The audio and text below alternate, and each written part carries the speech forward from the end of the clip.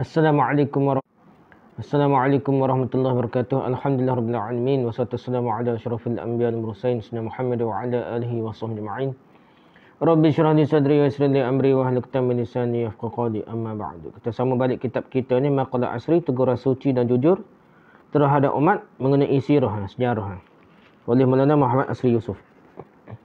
Jadi kita dalam bahagian pertama studi perbandingan tentang konsep kekhalifahan sebagai warisan kepimpinan Islam. Kita bicara dah sebelum ni khalifah ammah secara umum lah. Tak kira baik tu. Tapi secara umumnya khalifah pengganti kerajaan Islam ni, raja pemerintah kerajaan Islam.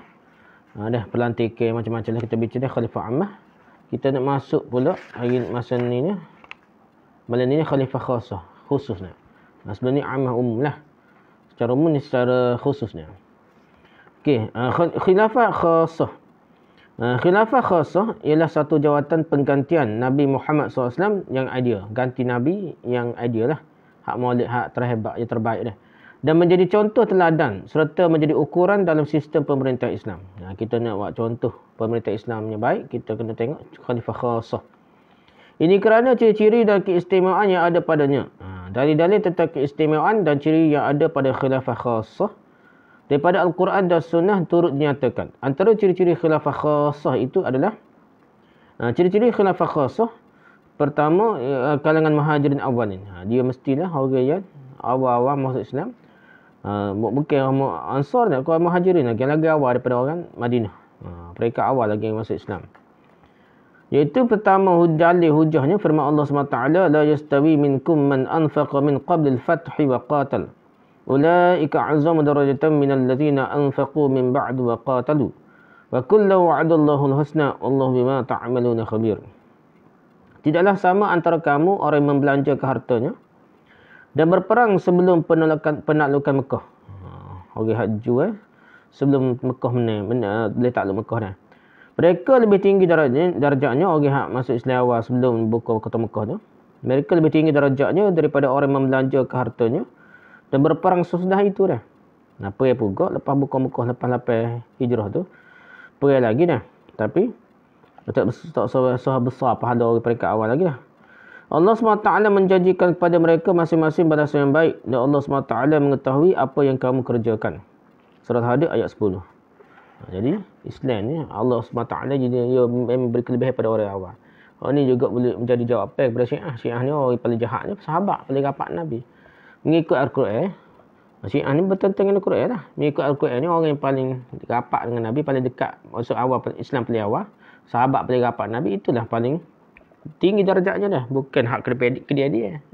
Bukan orang yang lepas zaman Nabi. Jadi begitu kaedah kita. Yang kedua firman Allah SWT, was-sabiquna al-awwaluna minal muhajirin wal ansar wal ladzina ittaba'uuhum bi ihsan radhiyallahu anhum wa radu anhu wa 'adda lahum jannatin tajri min tahtiha al-anharu khalidina fiha abada dzalikal fawzul 'azim. Orang yang terdahulu lagi yang pertama masuk Islam. Orang awal masuk Islam ni antara orang muhajirin dan ansar dan orang yang mengikuti mereka dengan baik. Dah ikut sahabat muhajirin ansar ni. Allah SWT redha kepada mereka dan mereka redha kepada Allah SWT. Dan Allah SWT menyediakan bagi mereka syurga yang mengalir sungai-sungai di bawahnya. Syurga hebatlah, nampak mengalir dah. Dan mereka kekal di dalamnya. Inilah kemenangan yang besar. Surah At-Taubah ayat 100. Jadi poin juga orang terdahulu. Apa-apa pun orang yang lebih dahulu berjuang ni kita kena hormat lah. Kita, tapi tidak maksudnya 100% betul, tapi nak cerita ni secara umum kita kena orang lebih tua pada kita kena hormat. Cikgu kita yang lama lebih tua kita kena hormat.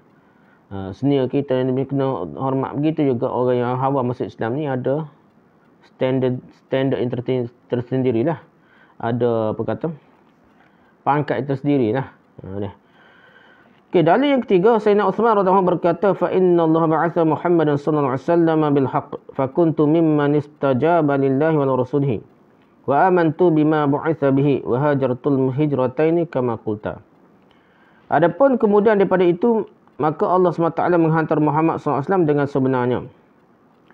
Maka aku adalah Uthman ni, Uthman radhiyallahu adalah antara orang yang menyahut seru Allah SWT dan suruhan Rasulullah SAW lah. Aku beriman dengan apa yang diutuskan Nabi Muhammad SAW dan aku berhijrah ke dalam kedua-dua hijrah seperti yang ku katakan. Jadi peringkat awal ni. Kalau hijrah kali kedua tu lewat dah. Yang awal lagi maksudnya sebelum tahun 5 hijrah. 5 kenabian lagi dah. Nabi 13 kenabian, Nabi hijrah. Dan maksudnya peringkat awal 5 kenabian, ni kan dia ada kata awal lagi. Maksudnya sebelum tu lagi masuk Islam dah. Peringkat awal lagi dah.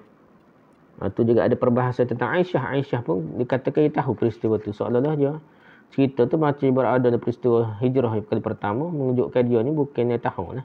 Masa berkahwin dengan Nabi. Tu ada perbahasan lah. Ada untuk faham gitu tak apa lah. Ulama masing-masing faham lah. Tapi nak cerita sini ni, Nabi ni, Al-Quran ni, hadis ni cerita Uthman ni peringkat awal lagi dah. Uthman radhiyallahu ni peringkat awal lagi. Maksudnya ada pangkat lebih daripada sahabat-sahabat lain. Dan kalau jadi khalifah pun ada khas, ada kelebihan dia kerana dia antara orang yang terawal masuk Islam. Hadis tersebut direkodkan oleh Imam Bukhari dalam Sahih Bukhari, kitab Fadail Ashabun Nabi. Bab manaqib Uthman bin Affan dah. Biografi ataupun cerita tentang Uthman bin Affan. Nombor hadis 3696, status sahih. Yang keempat ada dalil keempat. Bukhari menerangkan bahawa apabila Muawiyah radhiyallahu berucap katanya, sesiapa yang mahu bercakap maka ia mesti tampil di hadapan kami. Sesungguhnya kami lebih berhak terhadap jabatan ini daripadanya dan daripada ayahnya. Berkata Habib yang pada ketika itu berada dekat dengan Ibnu Umar, anak pada Umar ni. Kenapakah tuan tidak tampil menjawab dakwaannya itu? Berkata Abdullah bin Umar, sesudah pun aku membuka lipatan kakiku dan mahu mengatakan orang yang lebih berhak terhadap jawatan ini daripadamu adalah orang yang memerangimu dan ayahmu kerana Islam. Abu Sufyan lah. Muawiyah ni. Namun aku takut dengan berkata begitu, aku bakal mengeluarkan kata-kata yang boleh menimbulkan perpecahan dan tumpah darah. Kerana diselewengkan pengertian kata-kata itu. Selain itu, aku teringat apa yang dijanjikan oleh Allah SWT dalam syurga. Berkata Habib lagi, kalau begitu engkau terpelihara dan terselamat daripada fitnah ni. Jadi cerita tentang betul setelah mana. Tapi ada riwayat Bukhari apa pun. Untuk elak fitnah dia tak ucap perkara itu dah. Dia tak ucap kata-kata yang betul. Tak salah, betul dah. Iaitu orang yang memerangi Abu Sufyan peringkat awal yang masuk Islam lewat. Muawiyah pun lewat. Tapi Muawiyah awal lagi daripada Abu Sufyan sebenarnya. Walaupun secara umur tak perasan dah. Dia pergi dah awal lagi. Dia berhijrah. Sehingga dia miskin. Sehingga kan Nabi ada nak nikah perempuan yang tanya Nabi tentang Muawiyah ni, Nabi kata miskin. Padahal dia asalnya kaya di Mekah, tapi dia pergi ke hijrah Madinah dalam keadaan miskin Muawiyah ni. Tak apalah. Bila-bila begitu pun Muawiyah ni peringkat awal ni kafir dan lama dah, berapa tahun dah. Orang-orang berjual lawan ayah dia Abu Sufyan dan Muawiyah sendiri dah. Masa dia boleh Islam lagi dah. Tak apalah. Tapi ucapan betul setara mana pun kalau tak sesuai situasi, dia tak boleh ucap, takut menimbulkan pecah belah, peperangan dan sebagainya. Tu dah. Ni tidak nak suruh memang buat ucapan, buat kenyataan yang boleh menimbulkan tuduhan dah, fitnah. Dan sehingga orang anggap orang tu Zionis lah, tolak Islam dah. Orang tu liberal, Islam liberal lah, apa dah. Sebab apa you buat ucapan tu tidak direct, tapi dia buat tu secara kapu faham kan, faham direct lah, dia tak faham secara terus kita kiyah-kiyah tu lah. Maksud dia betul sungguh lah, ni munafik sungguh, liberal sungguh, anti Islam sungguh, tolak Islam sungguh, Zionis sungguh ni. Jadi benda-benda gitu tak patut diucapkan kerana boleh menimbulkan salah faham sehingga orang sanggup berbunuh-bunuh dah. Dia akan bersangka buruk ni orang yang menentang Islam sehingga dia sanggup jadi macam Khawarij, membunuh pemerintah. Khawarij ni, siapa tahap membunuh Sayyidina Ali dah. Ali sahabat-sahabat besar yang nak bunuh kerana tidak berhukum dengan hukum Allah. Dia je ikut hukum Allah. Ni masalah dia. Okey, seterusnya. Kalangan orang yang ikut serta dalam perjanjian Hudaybiyah. Jadi, ciri khalifah khasah yang khusus ni, yang lebih daripada khalifah am ni. Pertama, dia muhajirin awalin. Orang yang masuk Islam awal lagi lah. Maksudnya orang berhijrah peringkat awal lagi. Dan kalau boleh dia berhijrah peringkat 0 lagi. Masa pergi ke Habsyah lagi. Atau awal sangat. Yang keduanya, kalangan orang khalifah tu, kalangan orang yang ikut serta dalam perjanjian Hudaybiyah. Orang yang ikut perjanjian Hudaybiyah ni sanggup mati kerana kalau nak bela semai lah satu riwayat macam-macam lah. Tapi yang pentingnya berjanji bawah pokok tu berapa ribu masa tu dah. 2,000 tak ingat masa tu. Jadi sanggup mati. Sanggup mati nak bela tutup bela pergi sampai mati lah. Sehingga kafir Quraisy pun takut, jadilah perjanjian Hudaybiyah. Yalah, Hudaybiyah.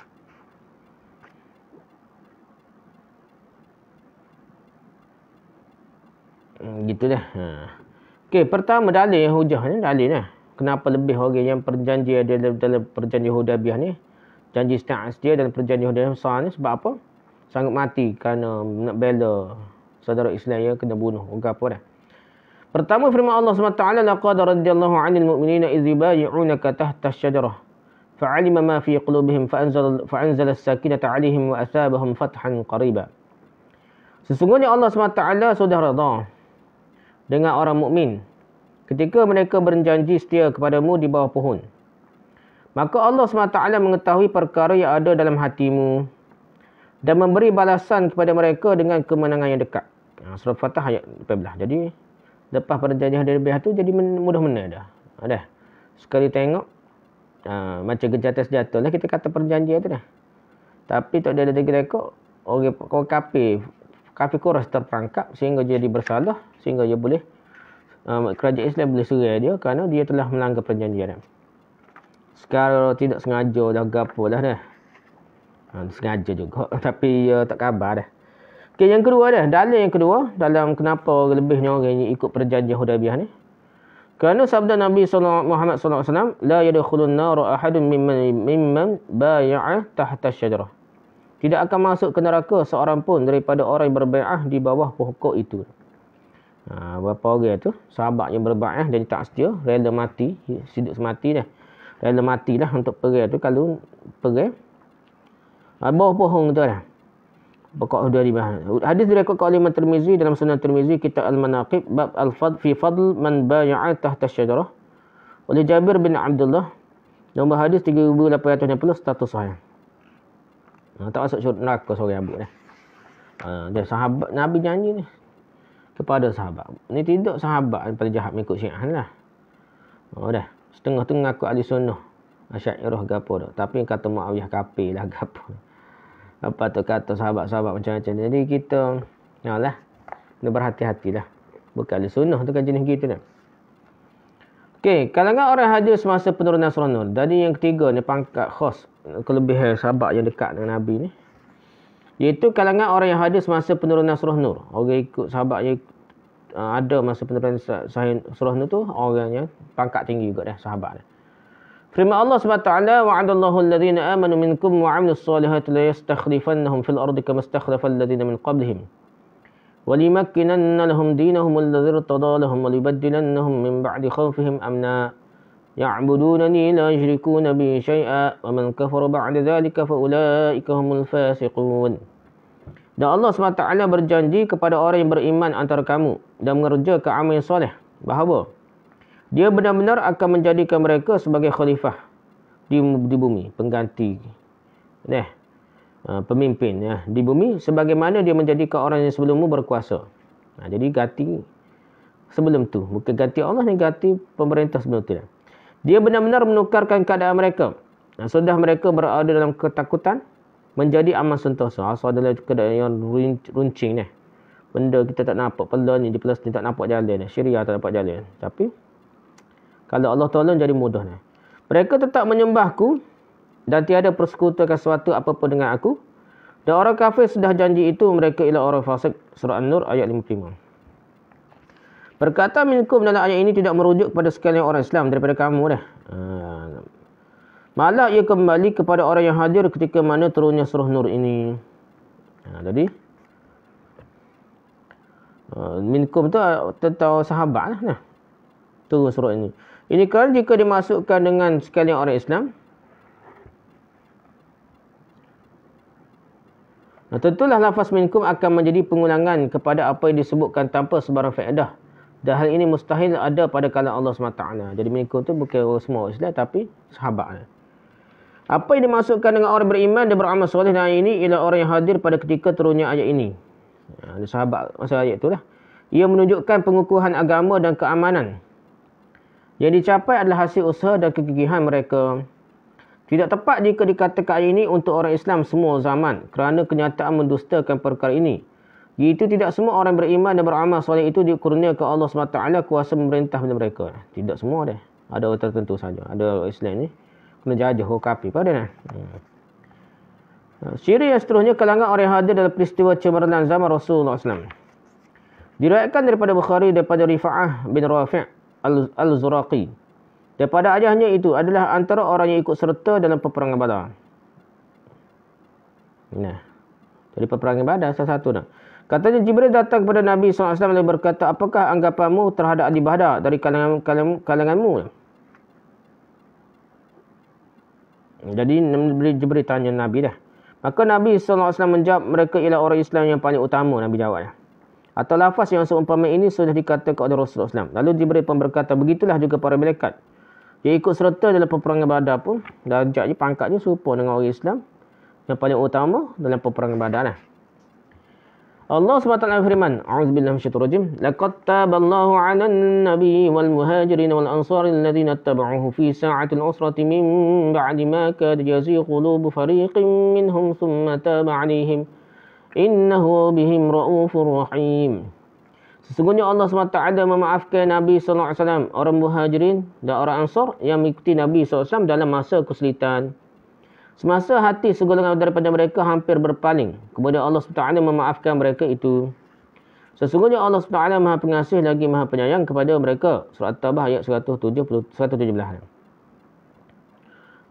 Jadi semua sahabat yang berjuang bersama Nabi, Allah mudah maaf. Bukan Allah bersangka baik memaafkan, kita tiba-tiba hak mengaku Syiah ni, saya pada keturunan Nabi kononnya telah mencela sahabatnya, begitu besar jasanya pada Islam ni.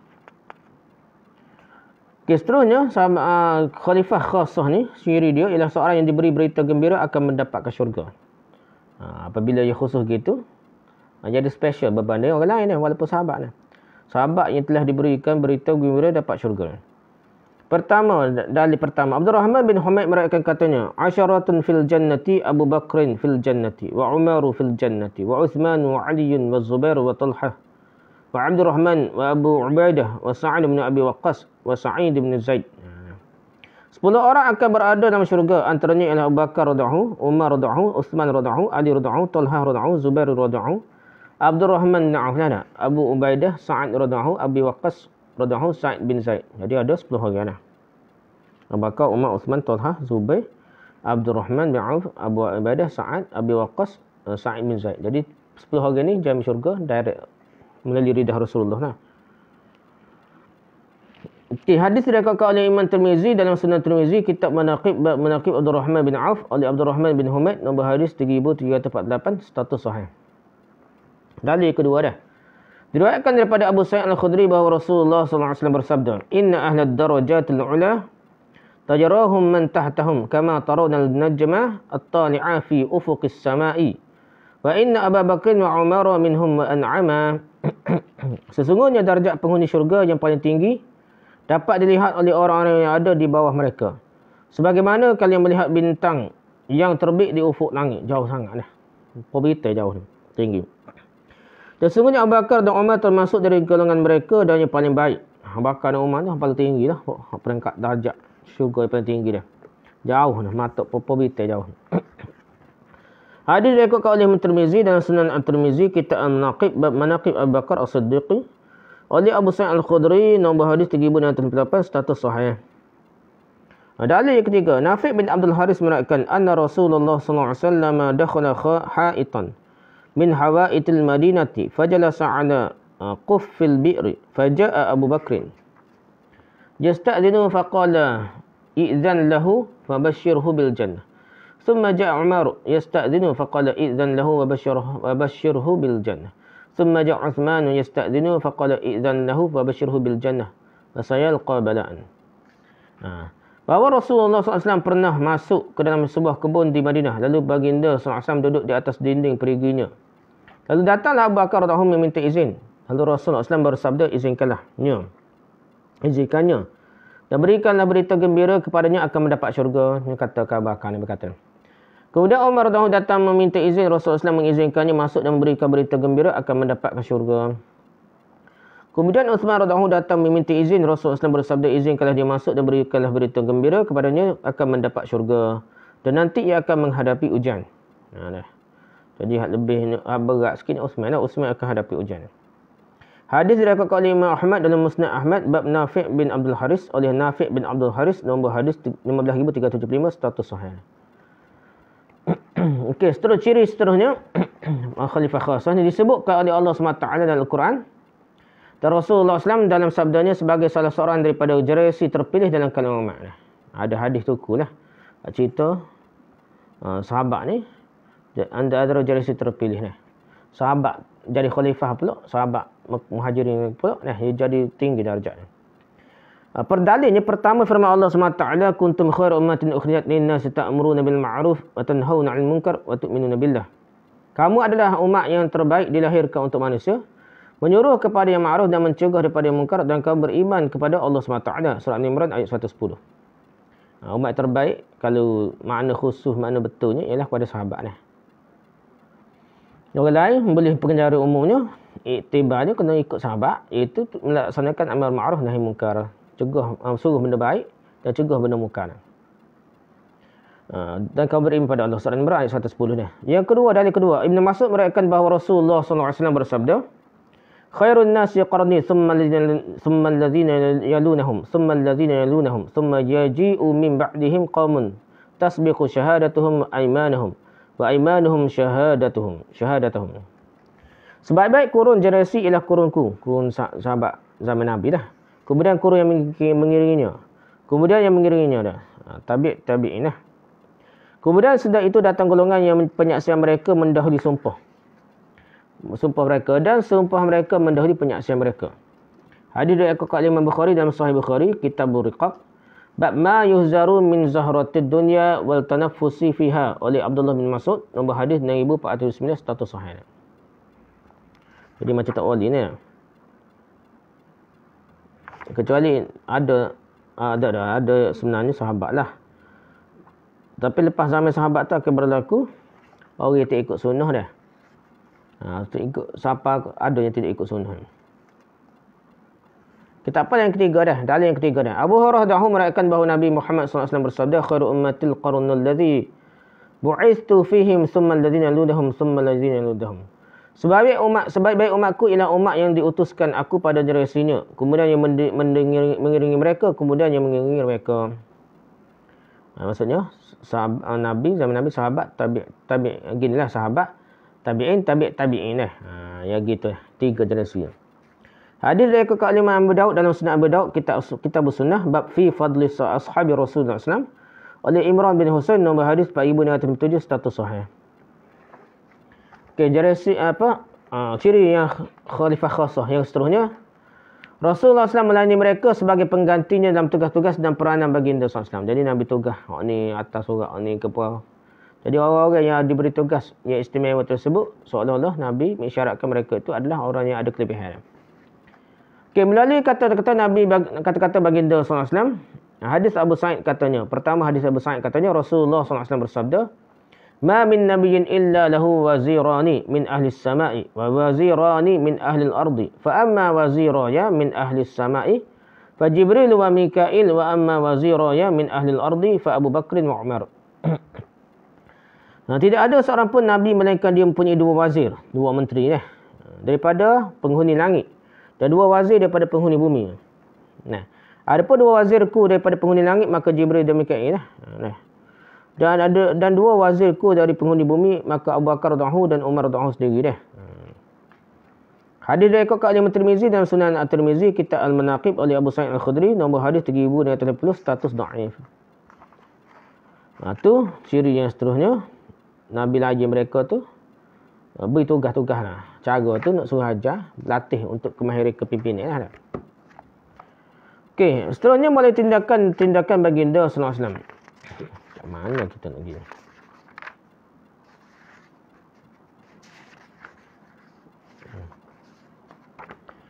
Melalui tindakan-tindakan baginda sallallahu alaihi wasallam. Pertama, Qais bin Abad berkata, Sayyidina Ali radhiyallahu anhu berkata kepada siapa dia tak ada. Dia kata apa? Inna Rasulullah marida layaliya wa ayyaman yunadis bis salah fayaqulu muru bi Abu Bakrin yusalliya bin nas. Falamma qubida Rasulullah sallallahu alaihi wasallam nazartu fa idza as-salatu 'alamul Islam wa qiyamud din faradayna lidunyana marad ya Rasulullah lidinina fabay'na Abu Bakrin. Bahawa Rasulullah SAW sakit berapa hari. Apabila dilangkah azan, maka Rasulullah SAW bersabda, suruhlah Abu Bakar radhiyallahu mengimamkan sembahyang orang ramai. Nabi suruh Abu Bakar jadi imam, ganti Nabi. Selepas Rasulullah SAW wafat, maka berfikir, maka aku dapati sembahyang adalah lambang dan tiang suri agama. Oleh itu, kami sudah berkenan untuk memimpin urusan dunia kami, akan orang yang Rasulullah SAW berkenan memimpin urusan agama kami. Lalu kami pun berbai'ah kepada Abu Bakar radhiyallahu. Hadis riwayat Abu Umar dalam isti'ab fi ma'rifatil sahabah. Fi ma'rifatil ashab.